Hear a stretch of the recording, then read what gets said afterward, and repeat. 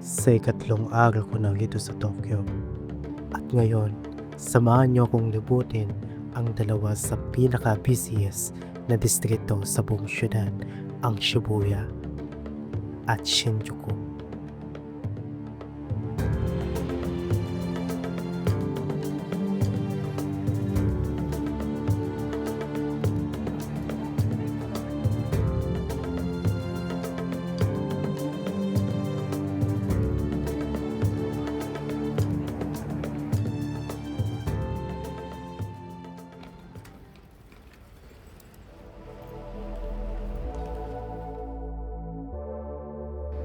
Nandito ako ngayon sa Asakusa, malapit lang sa tinutuluyan kong lighting hotel.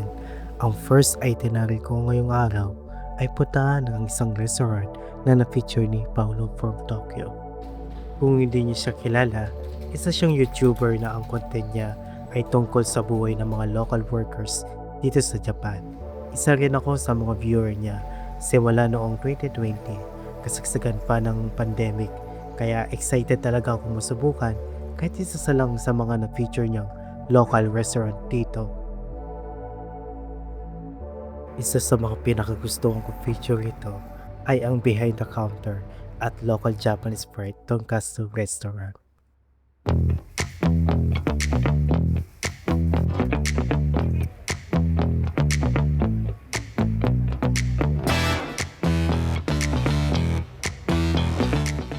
Dahil sa napanood ko, natakam talaga ako sa fried tonkatsu. Grabe kasi yung pagkakalarawan niya. Crispy sa labas, pero malambot yung karne sa loob. Kaya dapat ma-check natin kung totoo nga. At totoo nga, napakasarap. Iba yung breading niya kumpara sa nakasanay nating harina. Malasa na, parang hindi na kailangan ng tonkatsu sauce. Crispy siya at napakalambot ng karne. Tapos yung curry naman, lasang homemade talaga. Kaya nag-iwalay ako ng order ng curry rice. Kasi alam ko na mapaparami talagang kanin ko dito. Isa rin sa nagustuhan ko ay may pusong Pinoy si owner. Kaya Pinay din ang isa sa makatrabaho niya. Iba talaga mga influensya ng Pinoy sa mga dayuhan. No? Coffee break muna. Iba yung vibe ng mga local coffee shop dito sa Japan kumpara sa South Korea. Kung doon bonggahan, dito simple at minimalist lang. Parang nakikitagay ka lang ng kape sa kapitbahay mo.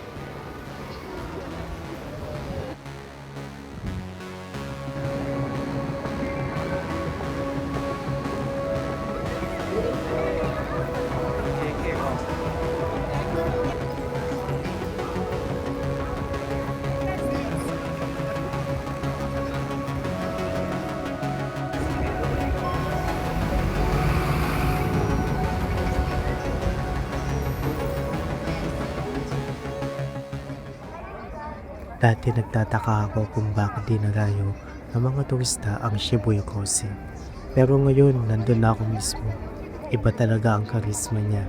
Ramdam mo kung gaano kabuhay ang lungsod. Puno na ng sasakyan, naglalaki ang mall, at walang kumpay ng agos ng tao.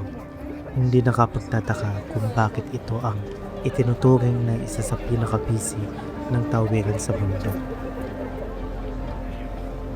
Sino rito naglalaro ng Persona 5? Alam niyo naman siguro, dito sa mismo area na to, madalas makita ang mga phantom chips kapag may mission. Malaking impluwensya ng Shibuya pagdating sa mga movie, anime, game, at industry like sa Resident Evil Afterlife, Jujutsu Kaisen, at Alice in Borderland.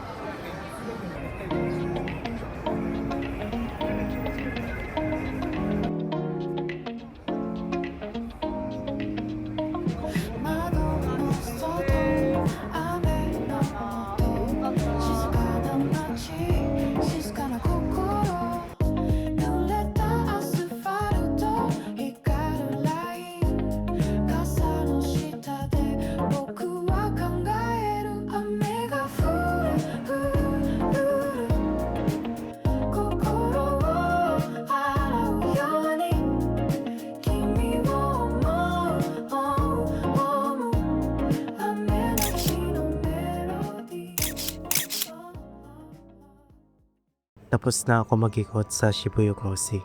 Ang susunod ko namang puntahan ay ang Meiji Jingu Shrine.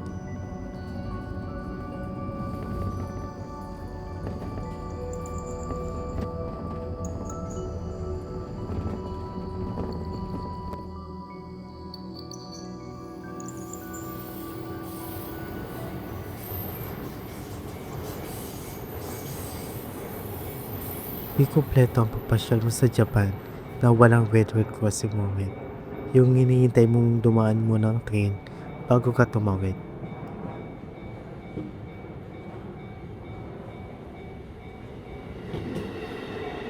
May ganitong opening scene sa Slumdog, diba? Mabushi Zoshi Baseri Hashiri Desu Bachi Tataka. Baka makapiright tayo eh. Pinunta ko na lang.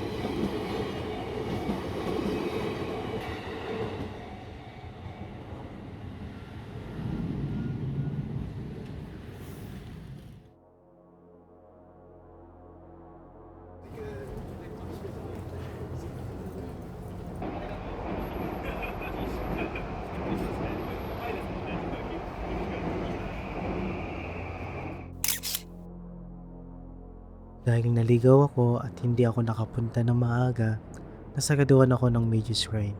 Alas 4 ng hapon pa lang ang sara nito, tapos dumating ako ng mga 4:30 p.m. Dahil late na, dumiretso na ako sa Harajuku, lalo na walking distance lang naman ito.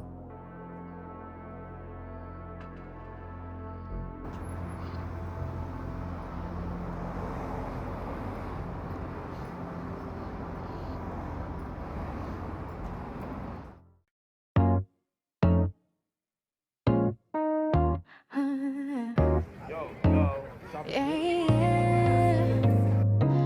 月の下で涙のシャワー君の笑顔今はただのパワー消えた香り枕にしみる記憶の中で心がちぎれる空っぽの部屋君の声のエコー心の中深く刺すメスの刃過去に縛られ足が止まる未来の光俺には遠い Grabe ang energy sa Takeshi Street. Akala ko overrated tourist spot lang ito na puro pop passion. Pero ang saya pala talaga. Iba yung vibe na mapaligiran ka ng mga kabataan at fashionista. Parang biglang bumalik yung teenage years mo sa sobrang makulay yung vibe. Ang dami rin kakaibang shops at gimmick dito. Kaya talagang malilibang ka habang naglalakad ka sa street na to.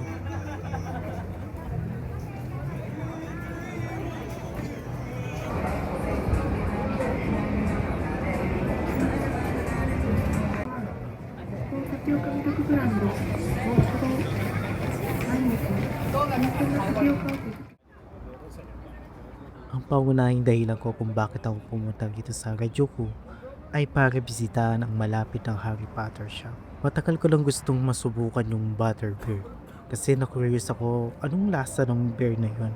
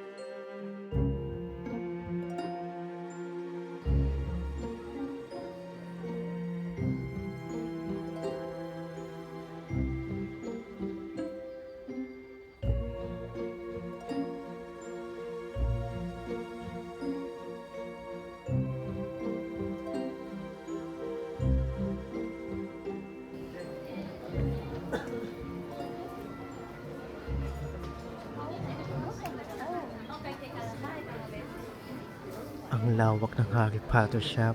Ang daming pakulo, solid din ang mga merch, at sobrang masayang makikot. Lalo na kung mahihilig ka sa Harry Potter.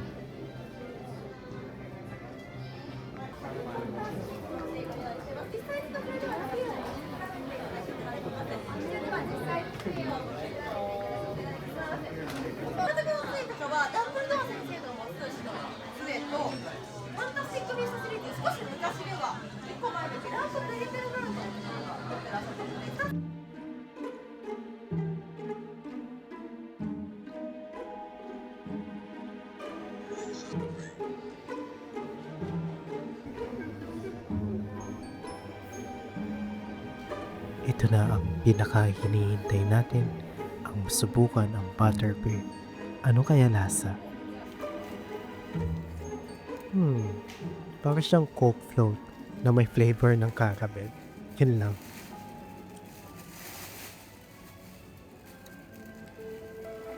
Tapos na tayo magikot dito sa Shibuya. Time na para bumiyahe papuntang Shinjuku.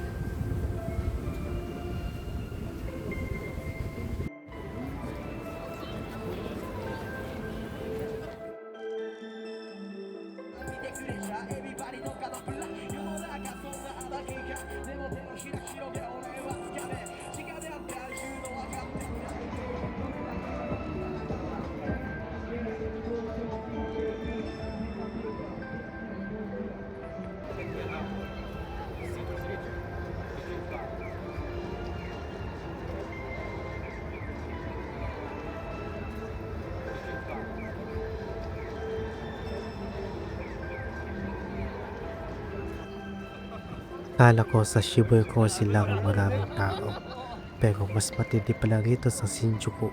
Kaliwa kanan ng mga entertainment hubs, restaurant at kung ano pa. Dagdagan mo pang itong pinakamalaking train station sa buong Japan. Kung mabilis kayong mahilo sa dagsa ng tao, i-ready nyo na sarili nyo rito.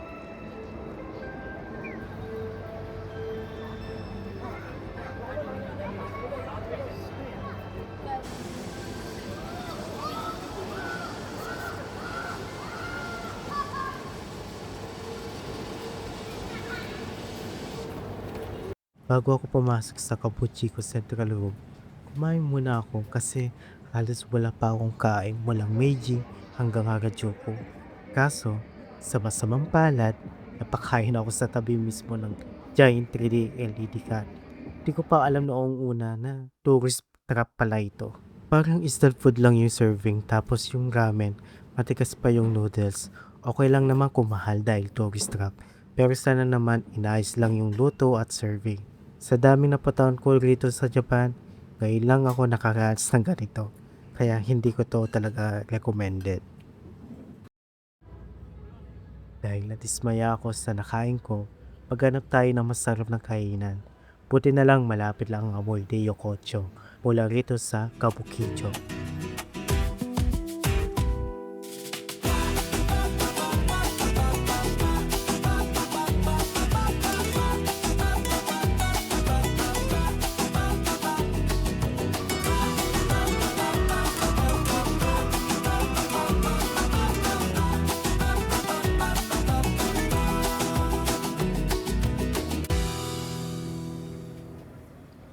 Kapag mahaba ang pila, alam mong masarap.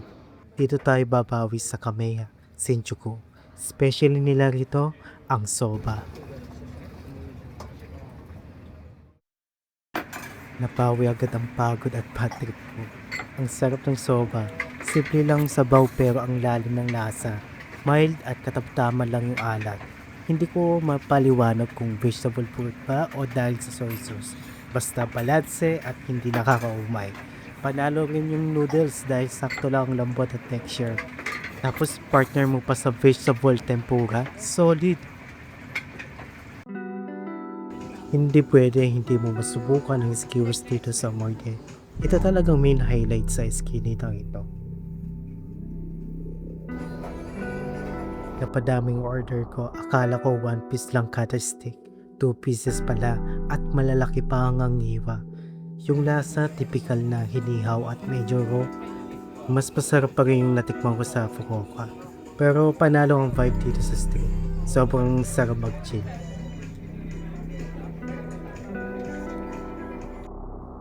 May isa pang counter sa Amoyde kaso hindi ko na pinasok kasi pagod at busog na rin ako. Kaya oras na para umuwi. At natapos din ang itinerary natin today. Hindi man naging perpekto ang lahat. Marami naman tayong natutunan at nadiskubre para mas handa na ulit sa susunod na pagbabalik dito sa Tokyo. Maraming salamat sa pagsama at panonood. Abangan nyo ang muling episode sa paglalakbay natin sa Japan.